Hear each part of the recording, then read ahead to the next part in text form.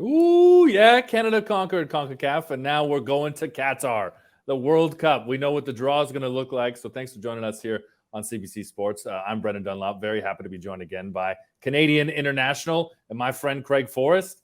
Craig, how you feeling, man? Has it sunk in yet? We now know who Canada's going to play. It's amazing, isn't it? I mean, we couldn't wait till the last ball, could we? I mean, oh my No. goodness, gracious. I mean, it was just torture all the way through. It was like, and then when they were swapping over from group, it's like, hold on a minute, what's going on? Yeah, it's amazing. I've never been so excited about a draw in my life, and not a bad draw, I don't think. No, not a bad draw. We'll definitely get into it. We've got some great guests coming through here, and this will be a live show as you're watching us on the CBC Sports YouTube channel or on Twitter or on Facebook. We'll be engaging with you as well. So please make that chat super active, and we'll get into it. But yeah, looking at this draw and looking at how that draw played out, I mean, what a spectacle. These shows always are, right? We knew that there was going to be some pomp and circumstance, a concert before, and it's a big deal, obviously, for the region and for FIFA, and it's been a long time, especially the last 2 years. It feels like Russia 2018 was longer than 4 years ago to a lot of people, right? But yeah, absolutely. 36 years, right? We've waited to see Canada back at the World Cup. So, of course, they're the last ball out of the bowl. Amazing.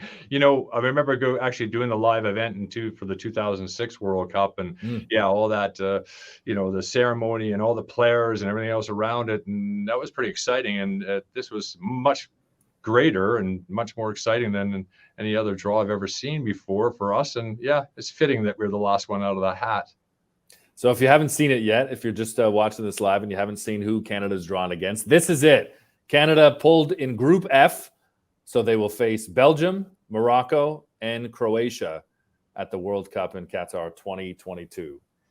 And I'm glad now that, I have this kind of rule that if whatever Peter Drury says, like how he says something is how I will say it from now on. He's kind of the rule for me. So listening to him narrate that draw, Qatar, a lot of people say, is it Qatar? Is it Qatar? We're going with Qatar. That's it now.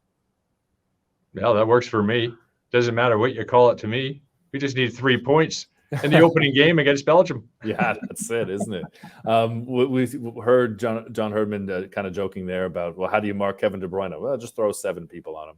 But the fact that they're having that conversation now, they can actually look at that. This has been 6 months of anticipation, 7 months of anticipation just to get there. And now we got to wait 7 months to kick off again. But they know. And I think it's such a big deal. We've made the joke about Qatar and wanting, that A2 spot to play against the hosts. But to play against Belgium, I think a lot of people thought, Canada deserved this chance to go up against a world power.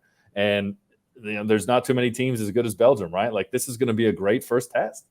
Yes, you're right there. I mean, this Belgium side is absolutely stacked. And, we've talked about them a lot about being underachievers, and they're in this golden generation. And is that passing them? Yeah. Is this their last chance to really make a splash? But they had a great qualifying. There's no question about it. They're well coached, unbeaten in qualifying. And, really all the teams in qualifying, Morocco and Croatia as well, had very good qualifying rounds. But when you're going to get to this stage, you're going to be in the World Cup. There's no really easy targets anyway. So overall, I look at it and I think it's decent. Although when you look at it, Canada actually lost 2 qualifying matches. That's more than any of the other 3 as well, amazingly enough. So all of them had pretty good campaigns. But I would say that I think Canada matches up pretty well in that group. You're always going to get a tough 2 or 3. Yeah, you're totally right. And there's no easy grouping. And I think a lot of people, were griping about that result in Panama and, they missed out on pot 3. I don't think that would have mattered. Do you think that they're looking at that result in Panama and thinking, might have given us a more favorable draw if we'd won and confirmed with pot 3 placement? No, you look at the groups, Dunny, and I honestly don't think that, you're always going to stay away from Mexico and the U.S. We knew that was going to happen because they're in the same confederation, as well as Costa Rica too. So, or potentially their playoff against New Zealand. But overall, if you look at all the groups, I can't see other than maybe Group A, where it's a lot better. They're all pretty tough, and they all have a little bit of mixture of this and that. And I think that's what we have in this group. I mean, Croatia is interesting. Great side. 1998 finished in 3rd. Coming off that, I played with 3 Croatian internationals from that team: Davor Šuker and legend Igor Stimac and Slaven Bilic as well. They're a tough team, mentally tough. So we know what we're coming up against there. Technically gifted, tough mentally.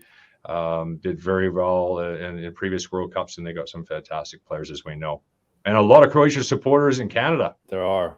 Yeah. John Herdman made a comment actually about how the Croatians, you know, they may feel like they have two teams to cheer for, but let's be honest, we're all in Canada and cheering for, you know, the red and white. Dave Starkey's in the chat here. Happy for Canada. Was happy with the grouping. Was hoping for Portugal to see Dunny sweat. I've said this many times. I'm a Portuguese Canadian, very proud. Portugal was my introduction to the World Cup and to international football because they were at these tournaments that I could cheer them on. But if Canada had drawn them, I'd be cheering for Canada, 1,000%. And it looked like it was going to happen.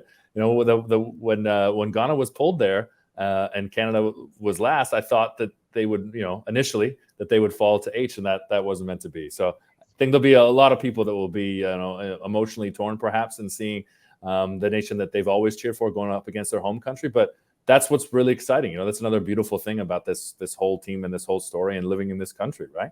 Exactly. Yeah. I mean, it's always going to happen, isn't it? You're going to be a lot of arguments in some households about that exact topic. Who are you going to cheer for? I know. Croatia. You're going to cheer for Canada.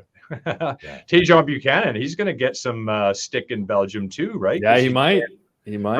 Bruges, they might even win the league. They probably will this year. And you know, most of the top Belgium side that we know don't play in the country of Belgium. They're playing, a ton of them are in the Premier League and the top leagues around the world. I mean, they are a fantastic side. It's going to be good for Tajon, I think. He's in the right place at the right time.